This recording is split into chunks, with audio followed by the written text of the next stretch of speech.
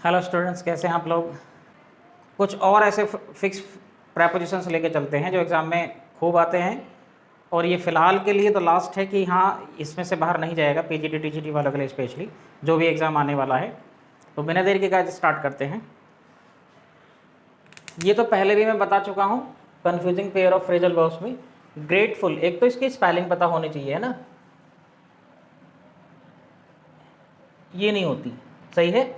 हम क्या करते हैं स्पेलिंग एरर में कि ये वाली होगी, ऐसा नहीं है। ग्रेटफुल की स्पेलिंग कौन सी होती है गाइस? GRATEFUL, ठीक है। यानी ग्रेटफुल में GRE नहीं होता, ठीक। तो ये वाली सही है, ये वाली गलत है। दूसरा, ग्रेटफुल किसी व्यक्ति के लिए है, आभार व्यक्त कर रहे हैं आप किसी का, तो उसके लिए क्या लगेगा गाइस? टू, यानी ग्रेटफुल टू समवन। और जिस चीज़ के लिए आभार व्यक्त कर रहे हैं, समथिंग है ना, उसके लिए क्या लगेगा गाइस? फॉर, यानी I am grateful to God for giving me everything, सही। नेक्स्ट, गिफ्टेड विद, मान लो मुझे कोई क्वालिटी दी है, जैसे सिंगर को गाने की क्वालिटी दी है ना, एक्टर को एक्टिंग की क्वालिटी दी है, तो उसके लिए gifted with, he is gifted with acting, है ना, he is gifted with singing, है ना। उसके लिए गिफ्टेड के लिए क्या करेंगे? एंड्योर्ड विद, है ना।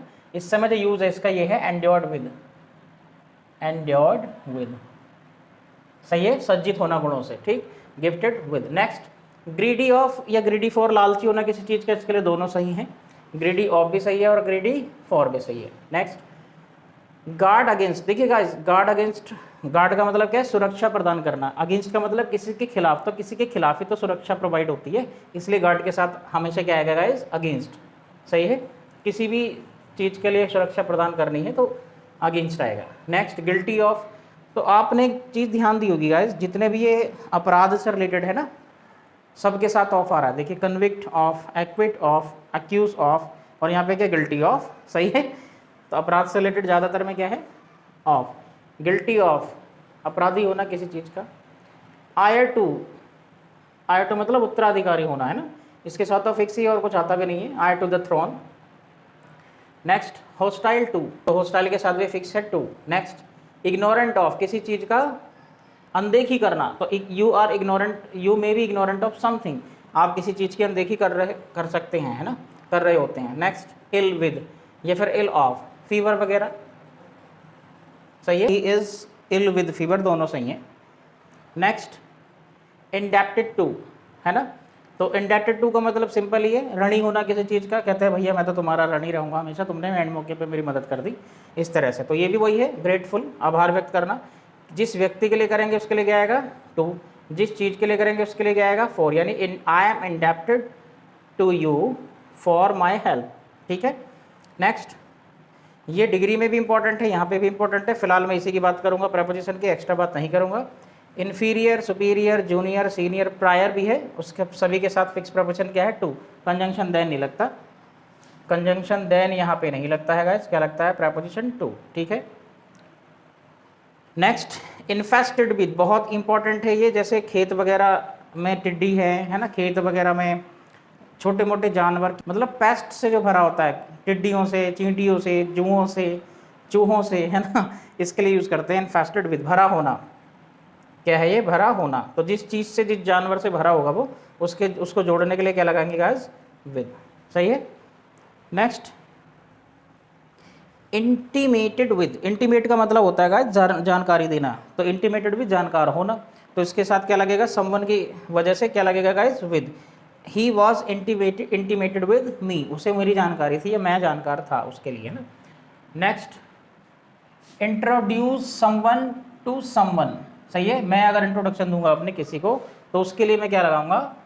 टू, यानी I introduced myself to him, मैंने अपना परिचय दिया उसको, ठीक। जेलस, कल भी बताया था मैंने, एनवियस, एनवियस भी इसका सिनोनिम है, इसके साथ भी क्या था? ऑफ, तो मैंने उसमें भी बताया था कि जेलस के साथ भी क्या आता है गाइस? ऑफ आता है। नेक्स्ट, बहुत इंपॉर्टेंट है गाइस ये दोनों, तो है ना, बहुत ही ज़्यादा इंपॉर्टेंट है। काइंड टू समवन, है ना, एक देखा होगा आपने काइंड ऑफ, तो वो टाइप ऑफ है, सॉर्ट ऑफ है, यहाँ पे क्या है? दयालु होना है यहाँ पे, इसलिए इसके साथ क्या लगेगा? टू, यानी he is kind to me someone, अगर कोई व्यक्ति है तो क्या लगेगा? टू। नॉन टू समवन, अगर कोई इंसान है, उसका जानकार है कोई, तो क्या लगेगा? टू। जैसे आई नो हिम, तो he is known to me, है ना, पैसिव में बहुत काम देता है ये। प्रेपोजिशन गलत हो जाती है, बाई लगा देते हैं, ध्यान रखना, टू लगेगा। नेक्स्ट, लेम ऑफ, लंगड़ा होना तो पैर से ही होंगे भाई, तो या तो इन सही है या फिर ऑफ भी सही है, यानी इन भी सही है और ऑफ भी सही है, ठीक है। नेक्स्ट बहुत इंपॉर्टेंट है, आता रहता है एग्जाम में, लाफ, मोक, स्नीयर, जियर, सबका मतलब लाफ का हंसना, खिल्ली उड़ाना, सबका इसी से रिलेटेड है। इसके साथ क्या लगेगा, preposition to, laugh at him, उस पर हंसना, उसकी खिल्ली उड़ाना, सबके साथ एट।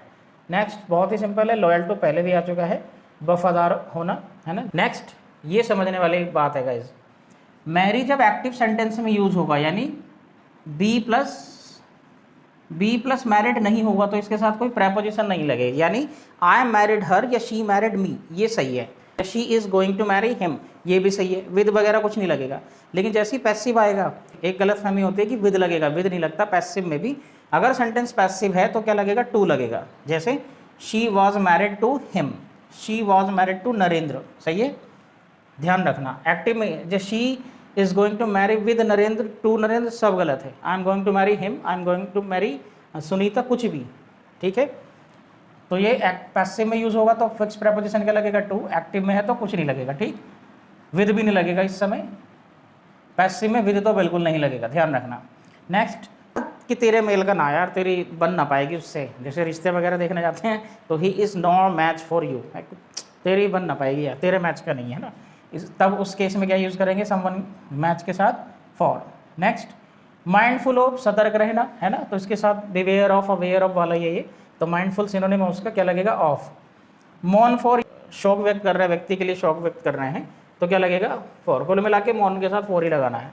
और लास्ट है गाइस इसका एब्जॉल्व ऑफ, सही है, तो एब्जॉल्व के साथ भी फिक्स प्रेपोजिशन क्या है, of. Abstain from, absolve of, clear. अब हमेशा की तरह प्रोवर्ब ले लीजिए एक्स्ट्रा, आज मैंने 4 दिए हैं क्योंकि छोटे छोटे थे, है ना। पहला है guys what ever is right, जो है सो है, यानी प्रकृति ने हमें जो भी दिया है वो सब सही है, इसका मीनिंग ये है, जो है सो है, सब बढ़िया है, ठीक है। Next what is done can not be undone, ये तो पैसिव वगैरह में भी आता है खूब, एक्टिव पैसिव बनवाने में भी, which can not be cure must be endured, इस तरह का भी आता है कुछ, है ना। तो what is done can not be undone, जो हो गया वो हो गया, अब उसको बदला नहीं जा सकता, सही है, कहते नहीं है, जो हुआ सो हुआ। Next united we stand, divided we fall, बिल्कुल बहुत स्ट्रॉन्ग सेंटेंस है ये।